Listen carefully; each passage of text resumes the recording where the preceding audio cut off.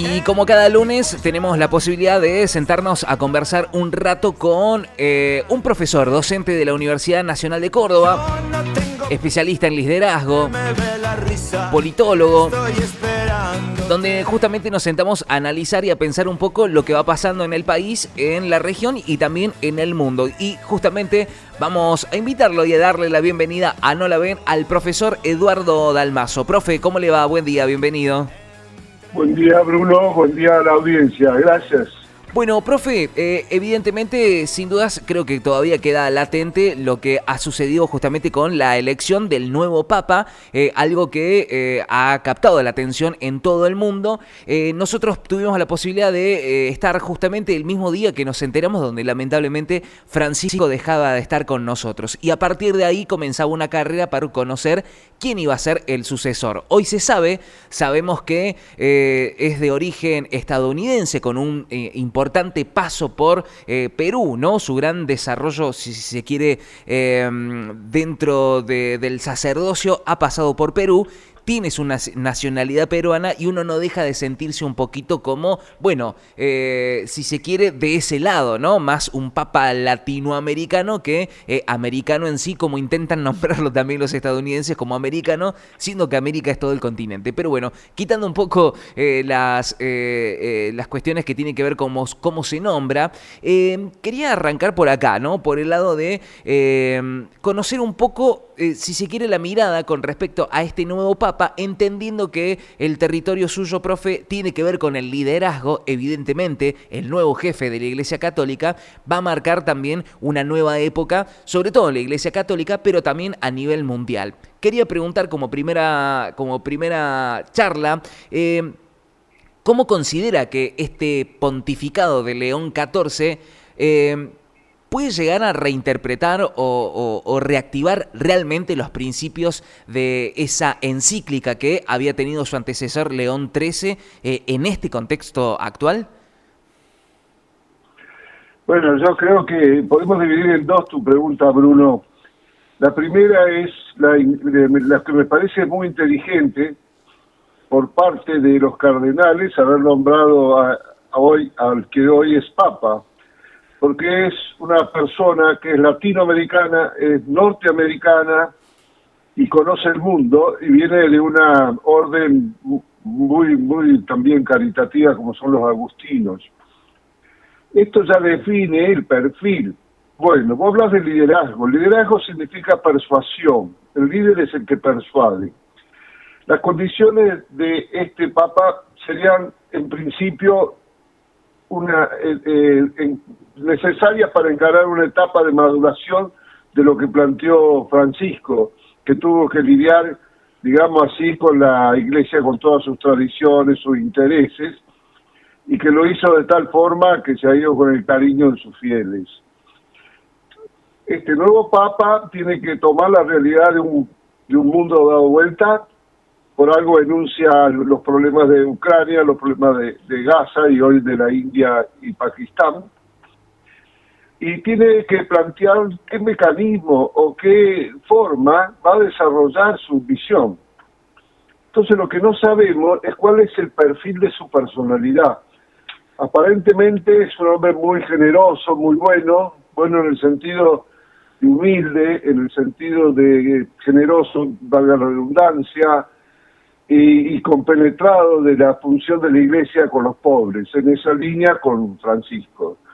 Pero ahora hay que dirigir esa institución que se llama Iglesia Católica y hay que persuadir al conjunto de intereses de los líderes que hoy están, yo diría, confusos ante los cambios brutales de la tecnología, la ciencia y lo que significa las economías de cada uno de sus respectivos países. Por lo pronto, da la impresión que los cardenales en su mayoría, no voy a decir el 100%, están felices de la elección realizada, lo cual no es poco. Lo segundo es que yo creo que va a madurar y le va a dar su propio enfoque a las ideas tan, digamos, rebeldes de Francisco respecto a las tradiciones últimas de la Iglesia para volver a sus fuentes. Y tercero, conoce también un imperio como es Estados Unidos, porque él proviene de ahí, y de alguna manera los norteamericanos, católicos y no católicos, también están contentos que el Papa tenga su origen en su país por la importancia que este tiene. Totalmente. Resumo, el liderazgo lo vamos a ver en acción, las condiciones para el liderazgo están. Veremos qué pasa. En esto, profe, ¿cree que los cardenales han dado algún tipo de respuesta más allá, puertas adentro de la propia Iglesia Católica, ¿no? Más allá de la respuesta, aparte también está esta cuestión de que, un Papa Francisco que, más allá de su rol como líder de la Iglesia Católica, también muchos dicen que, bueno, ha sido un rosquero político, ¿no? Dentro de la propia Iglesia y que, bueno, parte de los nombramientos, ¿no? De obispos y de cardenales fueron por parte de justamente Francisco, y la gran mayoría de los cardenales que hoy estaban, o por lo menos hasta hace unos días estaban en el cónclave, eran justamente electos por el propio Papa Francisco, intentando llevar un poco como esa línea que él sostuvo. ¿Hay algún tipo de respuesta justamente de los cardenales? Más allá de, insisto, puertas adentro de la Iglesia, hacia afuera, a las nuevas políticas, a las nuevas tendencias de los gobiernos autoritarios y de la derecha, y sobre todo teniendo en cuenta también este posicionamiento, entre comillas, geopolítico, con un Estados Unidos que tiene como referente a este nuevo Papa, pero que en las políticas está un poco alejado, ¿no? El Papa de las ideas que sostiene Donald Trump. Bueno, vos lo has dicho, la habilidad de Francisco era su entendimiento de la acción política, por la cual lo mejor que podemos decir en su éxito como papa dentro de la estructura, no hablo de su sentimiento y caridad cristiana, pero dentro de la estructura el hecho que la mayoría de los cardenales los haya nombrado él, habla de su inteligencia política, porque era la única forma que tenía de lograr, por lo menos con gran probabilidad, que su línea de acercamiento a los pobres siguiera vigente, y eso aparentemente estaría en proceso de lograr. Pero lo más inteligente acá, a partir de lo que vos mencionás, es que el hecho de que el Papa tenga origen norteamericano también pone en debilidad a los sectores más de derecha que fundamentalmente están en Estados Unidos. Digamos, los que estaban más en contra de la apertura de Francisco, no es solamente en Estados Unidos, pero era fundamentalmente algunos cardenales norteamericanos con mucha influencia y poder económico por la riqueza de sus diócesis. Ahora se tienen que ver, o tienen que oponerse, si fuera el caso, a un papa norteamericano. Por eso digo, acá en esta elección, como decimos acá en Argentina, se han matado varios pájaros con un solo tiro. Pocos piensan en eso. La derecha católica, la que estaba más en contra del pensamiento de Francisco, ahora tiene que enfrentarse, si es que este papa sigue la línea, como todo parece que sí, con un norteamericano. Y eso no es fácil. ¿Me entiendes, Bruno? Sí. Eso es importantísimo, eso no lo pensaba mucha gente. Por eso digo, esta elección ha sido muy inteligente. Bien, bueno, por eso justamente la pregunta iba por ese lado, ¿no? Ha habido una inteligencia, estuvo bien pensada, ¿no? La elección de este nuevo Papa no fue por alguna cuestión fortuita, ¿no? Y volviendo un poco a esta cuestión de... Si vos me permitís, sí. Yo creo que a la gente, a los cardenales de mayor confianza de Francisco debe de haber dejado una orientación. Seguramente. Era demasiado político para no haberlo hecho. Yo creo que hay un núcleo que ya venía claro quién podría ser el Papa. Cómo lo desplegaron no lo sé, porque no estuve ahí, pero evidentemente para mí era un hombre muy apuntado por Francisco, la gente de mayor confianza. Y después los argumentos, como los que hemos resumido ahora, han sido muy fuertes para plantear alguna alternativa que pudiera competir. Son muy fuertes, todo esto que acabamos de hablar. Bueno, eso nomás, Bruno, decime. Evidentemente la influencia justamente de Francisco en este nuevo Papa también quedó demostrado, si se quiere, y esto justamente quiero profundizar en esta pregunta, quedó demostrado también en la elección del nombre, ¿no? Todos los especialistas o aquellos que conocen por lo menos el desarrollo de la Iglesia Católica entienden que su antecesor, León, por lo menos en el nombre, ¿no? León XIII, llevó adelante una reforma dentro de la Iglesia Católica que sentó las bases de esta iglesia más socialista, si se quiere, ¿no? Una iglesia, esta doctrina socialista de la iglesia, ¿no? En esta famosa Rerum Novarum, ¿no? En esta doctrina que implementó en su momento León XIII, donde, bueno, destaca esta tercera posición, ¿no? Donde destaca el trabajo del capitalismo, pero también destaca el trabajo justamente de los propios trabajadores y sus derechos laborales. ¿Crees que esa influencia del Papa Francisco repercutió en esta elección también del nombre? Y si realmente este nombre será una continuidad de ese tipo de política que en su momento hizo León XIII. Bueno, quizás aparte quizás hasta este nuevo Papa tenga una mejor comprensión de lo que está pasando en el mundo desde el punto de vista tecnológico y desde el punto de vista de la crisis del capitalismo que vivimos desde el 2008, pero que se estaba gestando de bastante antes. ¿A qué voy con esto? Cuando León XIII hace la encíclica Rerum Novarum, en el siglo XIX, las movilizaciones obreras y las luchas por reivindicación de los salarios y la dignidad era en toda Europa. Estaba en movimiento constante y la doctrina marxista estaba cubriendo cada vez sectores más amplios de la clase trabajadora. Y entonces la Iglesia da respuesta a través de León XIII con esta encíclica, planteando la importancia y la dignidad de los trabajadores como fuente de virtud, porque eso es lo que habla la Rerum Novarum, una fuente de virtud el trabajo, en el cual debe ser respetado, debe ser reconocido y por supuesto premiado acorde a los esfuerzos de cada uno. Eso fue una revolución. En el siglo XIX la Rerum Novarum fue una revolución, porque era un pensamiento de carácter social que iba más allá de la caridad y del Evangelio. O sea, era el Evangelio puesto en acción ante un mundo, de alguna manera, revulsivo. Ese era el término revulsivo. Y fíjate vos ahora, Bruno, también estamos en un mundo revulsivo. Los cambios son brutales. Incluso por ahí me parece que no nos damos cuenta que toda la estructura industrial y de servicios, tal cual lo veníamos viendo y ya está cambiando, va a ser mucho más profunda, y eso va a alterar las relaciones, digamos, en el mundo del trabajo y en el mundo del capital.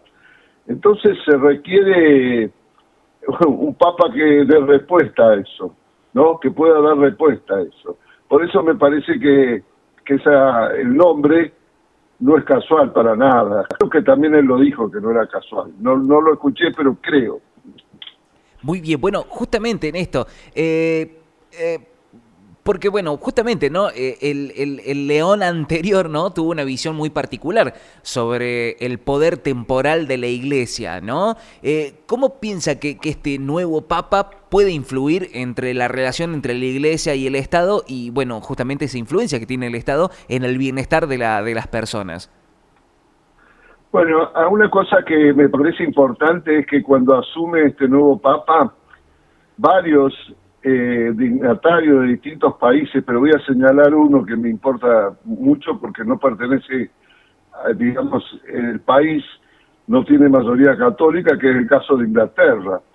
El primer ministro de Gran Bretaña dijo: ojalá nos ilumine, necesitamos a alguien que nos ilumine en estos nuevos caminos. Bueno, es de origen laborista el primer ministro, y pertenece a una nación que el catolicismo es minoría. Y yo cuando leo lo que dice este primer ministro, creo que se llama Steinmeier, dije yo, qué necesidad que tiene el mundo, sobre todo el mundo occidental, te lo voy a precisar, de tener una guía, porque los líderes han perdido el libreto ante todos estos cambios y no saben cómo reaccionar. Aparte aparecen factores como Putin en Rusia, que pone en crisis la paz mundial, no solamente la paz en Ucrania. Entonces, también esto influye en líderes como que la alegría que expresó el presidente norteamericano, Trump, es también motivo de análisis, porque por eso señalé yo antes que a los obispos más tradicionales, más anti-Francisco, no le va a ser tan fácil atacar a este nuevo papa, porque es del riñón de alguna manera, por así decirlo. Entonces, ¿qué puede hacer un papa? Puede clarificar y puede poner toda su autoridad moral para señalar caminos de la paz. Más que eso no puede hacer, pero es mucho eso, es mucho. Poner en claro las cosas, poner en claro quiénes son los atacantes, poner en claro la necesidad de la paz, poner en claro los derechos y los riesgos desde su palabra, desde el trono de Pedro, ¿no? Porque, por ejemplo, ¿qué quiero decir? Putin esgrime como excusa para atacar a Ucrania, que Ucrania iba a pertenecer a la NATO y que el acuerdo con Estados Unidos de Gorbachov en su momento era que la NATO o la OTAN no iba a avanzar hacia el este. Claro. Y que ahora Rusia está ligado es como, para decirlo gráficamente, es como si Rusia pusiera misiles en México. Exacto. Estados Unidos no lo permitiría. Bueno, ese es el argumento de Putin, lo cual no justifica el ataque de la forma que lo ha hecho. Pero es un argumento fuerte. ¿Por qué voy a este ejemplo? Porque quizás el Papa pueda plantear algunas líneas que permitan, digamos, clarificar hasta dónde puede llegar la OTAN y por qué llegar a este punto significa un riesgo para Rusia, real o no, pero significa un riesgo desde el punto de vista estratégico. Claro. Bueno, esas cosas puede aclarar un papa que comprende el mundo y que comprende la pobreza, porque ha vivido en medio de la pobreza y ha sido un pastor, y en ese sentido es la línea de Francisco, y es lo que requiere este mundo. Por eso señalaba lo que me llamó la atención cuando leo lo que el primer ministro británico expresó a propósito de la elección del Papa, ¿no? Totalmente. Bueno, evidentemente gran parte de los líderes políticos han prestado atención a esto que ha sucedido con esta elección. Finalmente, para no robarle más tiempo, profe, ¿podría el Papa, este nuevo Papa, utilizar su liderazgo para poder crear un espacio de diálogo entre diferentes ideologías políticas, especialmente, ¿no?, en las sociedades que están profundamente divididas? ¿O será simplemente una cuestión casi intrascendental, ¿no?, que simplemente, bueno, seguirá la línea sin muchos sobresaltos, ¿no?, continuando un poco el legado del Papa Francisco, sin muchos sobresaltos, pero que, no sé si tendrá tanta influencia? Por eso vuelvo a preguntar si realmente su liderazgo puede llegar a crear un espacio de diálogo entre diferentes ideologías políticas a lo largo y a lo ancho del mundo. Ahí te cuento, depende de la fuerza de su carácter, que no la conocemos. Supongo que debe ser fuerte, pero no la conocemos. Depende cómo visualicen los líderes su personalidad, cómo que él genere sus discursos para dirigirse al mundo y a la dirección política. Depende del conocimiento y la capacidad que tenga para ser neutral ante las distintas situaciones tan conflictivas, y que las exposiciones que él haga con crudeza y con carácter persuasivo sean comprendidas como un espíritu de búsqueda de la verdad. Y la búsqueda de la verdad en un mundo tan confuso como el que vivimos puede ser muy, muy bien recibido. Eso lo veremos, como decimos nosotros los argentinos, lo veremos en la cancha. Claro. Pero hace falta, como lo dijo el ministro británico, hace falta quien clarifique y ayude a dialogar más allá de los intereses mezquinos, que es lo que está predominando por la crisis que se vive en la sociedad occidental, sobre todo, remarco, occidental. Totalmente.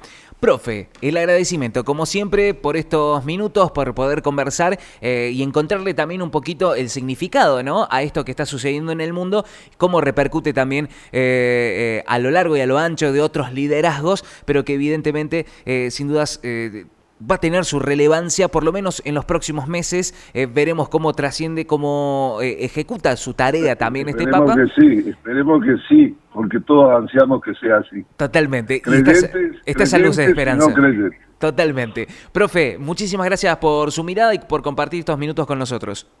A usted, Bruno, a vos, Bruno, a toda la audiencia. Buen día. Un abrazo muy grande. Estuvimos conversando con Eduardo Dalmaso, nuestro profe que, bueno, nos ayuda a pensar y a mirar un poquito con su mirada, ¿no? Pero sobre todo con esta capacidad que tiene con respecto a poder entender los liderazgos, la importancia de los liderazgos en todo el mundo. La llegada de un nuevo papa indica, ¿no?, un nuevo liderazgo al frente de la Iglesia Católica.